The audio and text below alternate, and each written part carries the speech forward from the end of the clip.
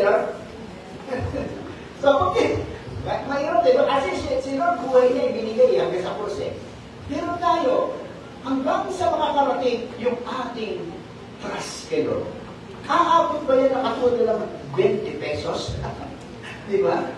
Baka pang 20 pesos lang yun, pang 295 yung ating invest. So now, gusto ko pong makita natin dito, ang una, dahil una, kaya nag-invest ang Diyos sa'yo, dahil may relasyon ako sa'yo, sabi Lord.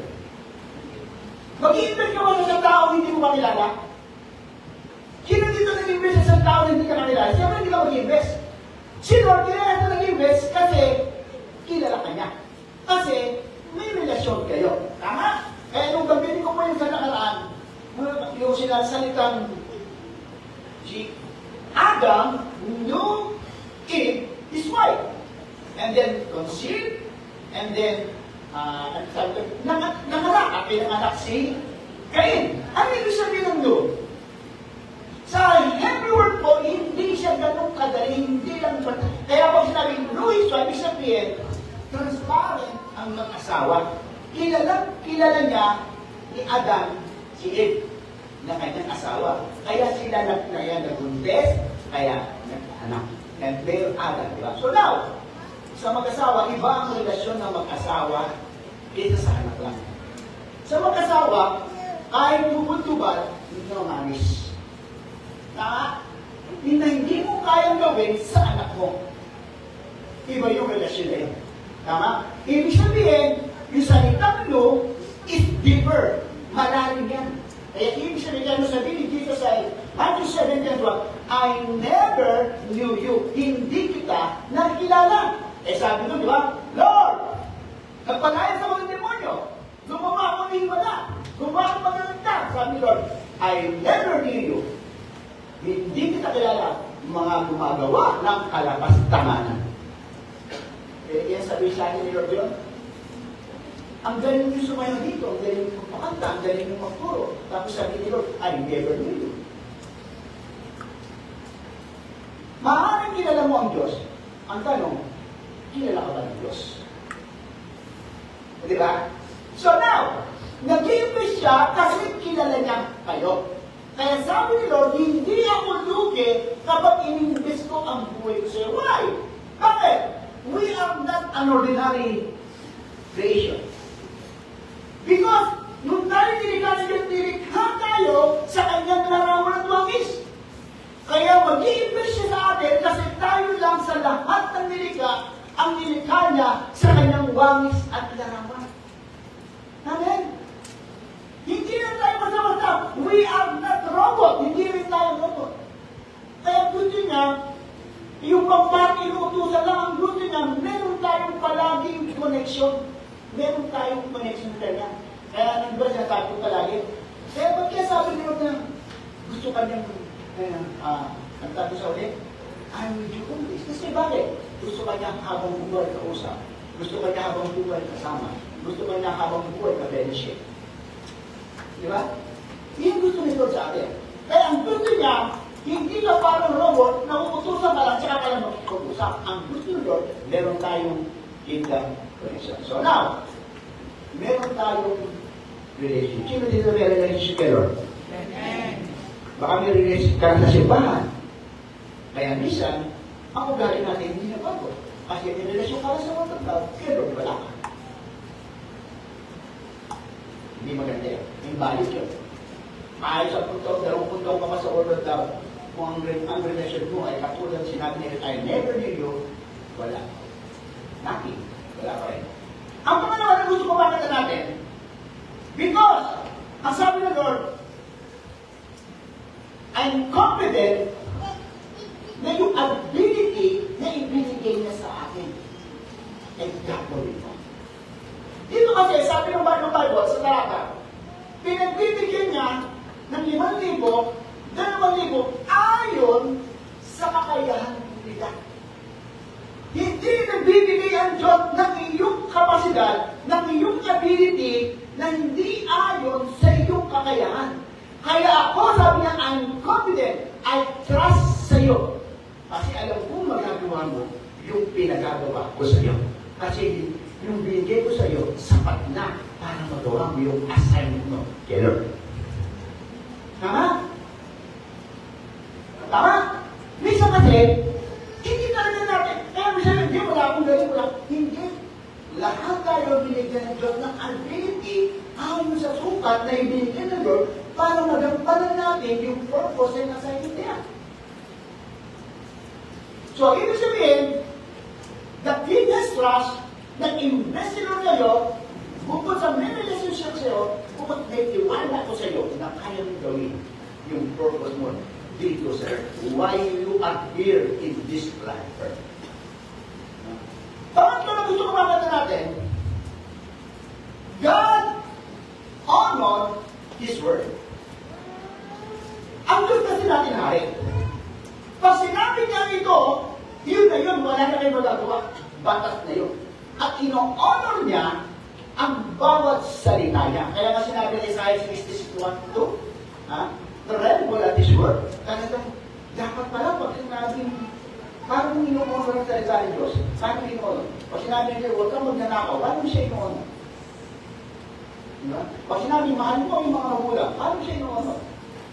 Pero ang Diyos, bawat salita niya, ino-honor niya. Pero sabihin niya na ikaw ay larawan at wagis ang pagkakalita sa iyo, ino-honor niya yun. Tama? Ano ka? First honor, second honor? Ha?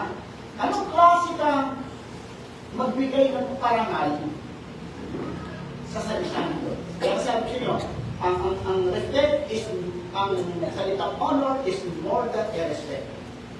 Paano mo binibigyan ng parangal yung salita ng Lord sa buhay mo? Nagbibigyan ba rin ng salita ng justisya? So, yun na natin. Ibig sabihin, nag-invest si Lord sa'yo, dahil may relationship sa'yo, pangalawa, may tiwala ka sa'yo, pangatlo, kasi may salita siya, ino-honor niya. Kaya pa kung may salita pa tayo, ino-honor ba natin salita natin? Binibigyan na ba natin ng talagang pag-respeto? May salita mo lang. Baka dapat hindi na tayo persono. Dapat suma. Diba yan, no? Yes, suma yan. Diba? Huwag naman tayo wag na. Baka magkakako tayo ng oras, magkakako tayo ng ganito. Diba? So, yun ka. O mga, ibig sabihin, dapat meron tayong investment. At ang investment na katapan niyan ay trust. Diba? Hindi mag-i-invest ang Diyos sa iyo kung wala siyang trust sa iyo. Pag pinagkatiwalaan ka ng limang talento, 2 talento, 1 talento, i-process mo yan. Diba? Kailangan gawin ka kasi ibinigay siya ng Lord yan kasi alam niya magagampanan niya. Pero pag ikaw nag-fail, ibig sabihin, hindi mali ang Diyos. Ikaw ang mali. Diba? Kasi hindi mo tinignan yung gusto ng Lord. Tinignan mo lang yung gusto mo at takot mo. At yung pagiging tamad, at yung pagiging unfaithful mo. Tama?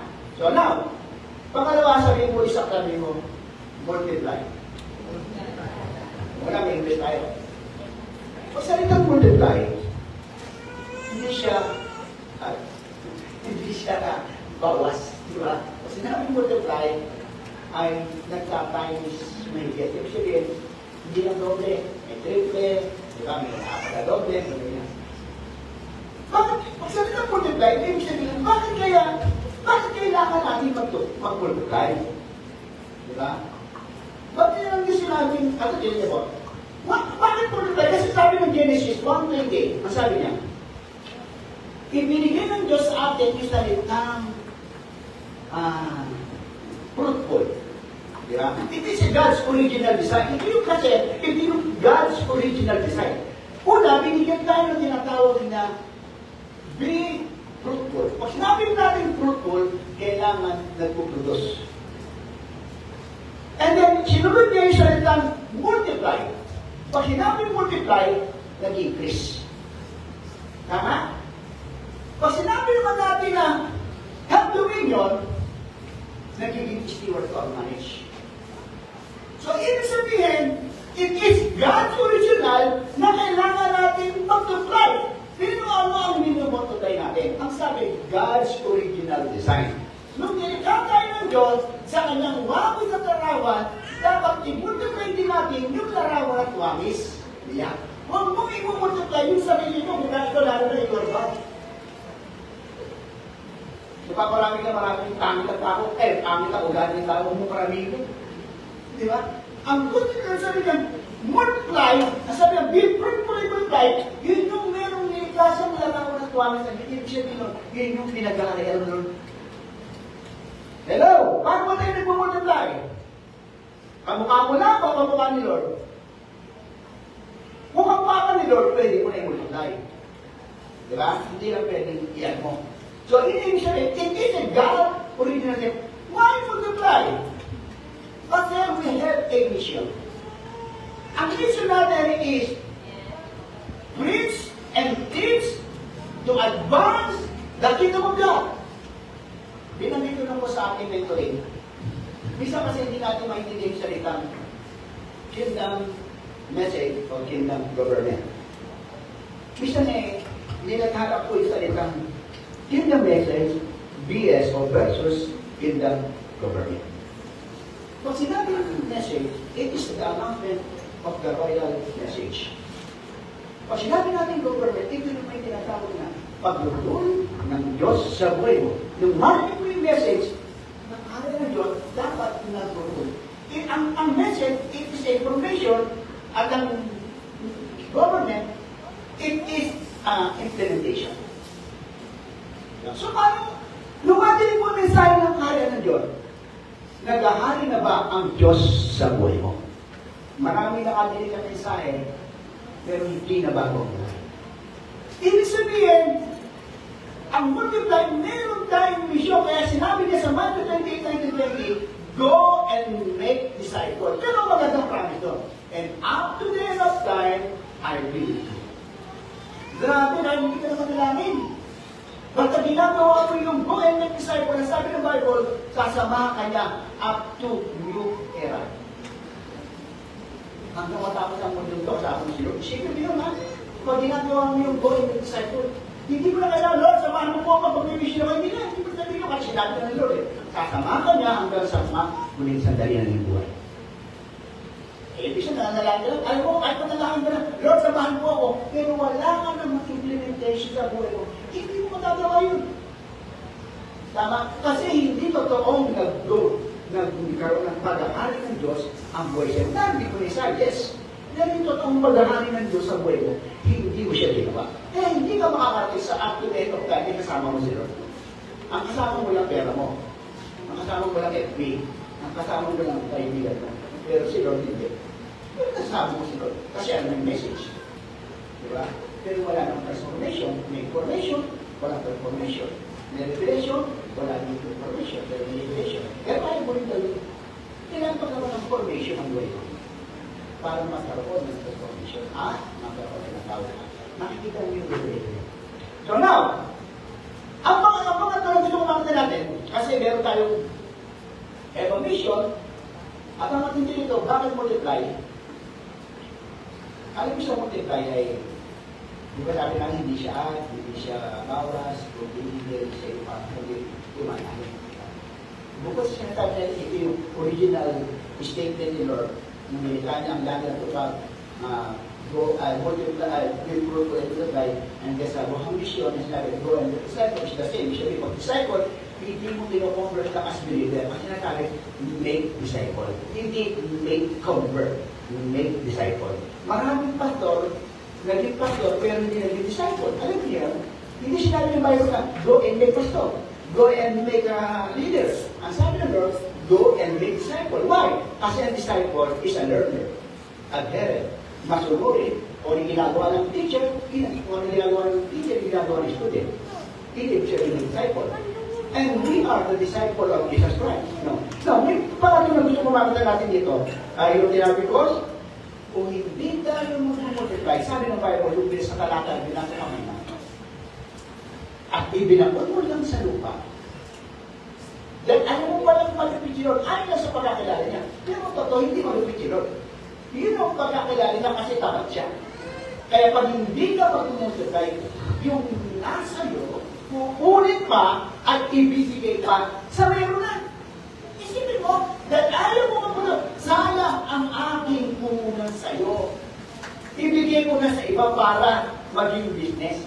Kaya pag sinabi natin multiply, do the Father's business. Di ba? Ginagawa ba natin ng business ni Lord? Di ba?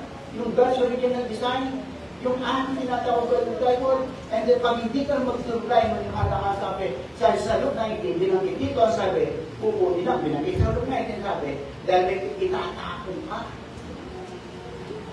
Kaya pag hindi kayo nag-multiply, isang araw pwede kayo itapon mo. Di ba? Ayun ang gano'n. Kasi kung nagbaon ka lang, yes, nakakilala ko, kasi bili ka man sa libo eh. Di ba? Pero ginoon mo, hindi mo pinangalakal. So yun. Ano nga natin? Una ay invest. Pangalawa ay isa na lang. Ang pangatlo ay account. Sabihin nyo tayo yung account. Meron kang accountability. Yan. Kung sinabi ka accountability, kasi sabi nga, babalik siya. Diba? Kasi pinagkatiwalaan tayo. Ngayon, sa pagbabalik niya, kailangan natin i-prove. Meron tayong tinatawag na proof na pagbabalik niya, malalaman ng hari kung naging faithful ka. Up to now, kung nasa process tayo, sa process pa lang, malalaman mo na kung nagiging faithful ka kay Lord. Hindi pagdating niya, kasi pagdating niya, alam na ni Lord yun. On the process, habang wala siya, habang hindi siya bumabalik, nagiging faithful ba tayo doon sa business ni Lord? Hello? Sino dito 100% nagbabasa ng Bible?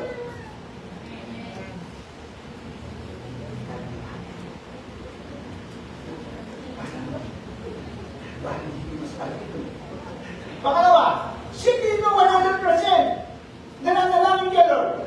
Amen. Hindi nga. Amen. Hindi nga kayo matin ng prayer meeting eh. Ay, sorry ah.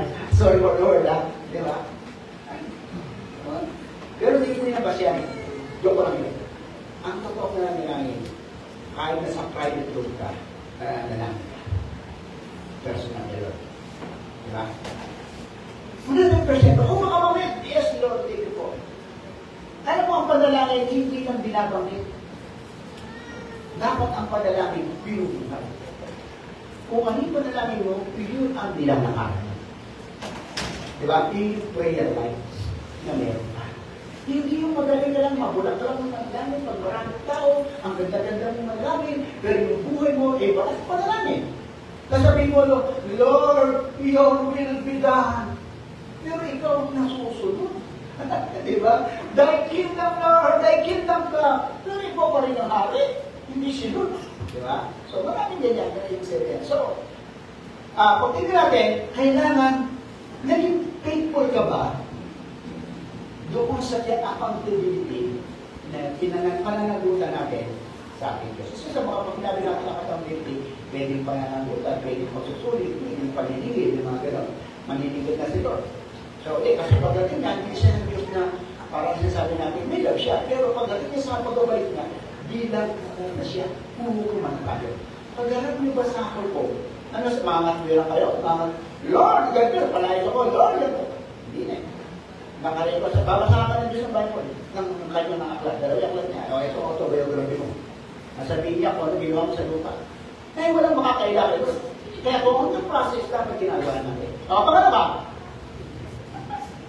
yung accountability natin, yan din ang nag-protect sa ating karakter. Nag-protect sa ating karakter. Hindi ba bakit? Kasi, pag ikaw may accountability na Lord, iingatan mo siya, kilala mo yung Lord. Hindi ka gaya ng isang sandibo na itinago mo, ayaw ni Lord. So, mapaprotektahan yung karakter mo kasi meron kang accountability kay Lord. Diba? Kasi meron kang honor kay Lord. Kasi kilala mo si Lord. Meron kang relasyon sa Kanya, meron kang magandang, hindi lang not only a relationship, but intimate relationship. Tinatawag. So, ibig sabihin, kung meron pala Halimbawa tayo, meron tayong iniingatang pangalan. Dahil hindi mo natin yung pangalan natin, napoprotektahan ko rin ngayon yung buhay mo. Tama?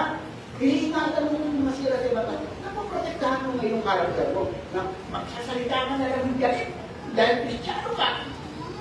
Hindi ka, murahin mo, God love you! Di ba? Kasi iniingatan mo. Tama ba? Hindi sabihin kung murahin mo na, Hoy! God love you! Paano ba na ito? Ingatan mo sa sarili mo. Kasi yung meron kang accountability kay Lord. Tama ba? Pero, madalas parang tayo pa rin lang yung nasikat Tayo pa rin ang bila. Sa uli, gusto ko nakita natin dito. Dahil tayo ay meron tinatawag na lahat ay accountability kay Lord. Sa uli, ay meron tinatawag na final accounting. Sinasabi ko ngayon, may final judgment. Magkano ko ito sa inyo nakaraan, di ba? Ito sa may experience, mga may binangga.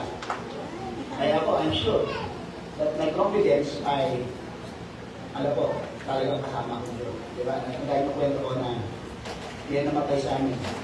3 days, walang buhay. Tapos siya sa biyan na ni Pastor ay, tatay pala ni Pastor 3 days siyang nawala ng malay. After ng 3 days, pasya kami. Lumalaw kami ng Pastor Gilio, siya kung kailangan namin nalata. Tapos tinanong namin sa kanya, hindi ko alam kung ginodyo ko lang niya kami, pero seryoso naman kasi galing sa walang puto siya.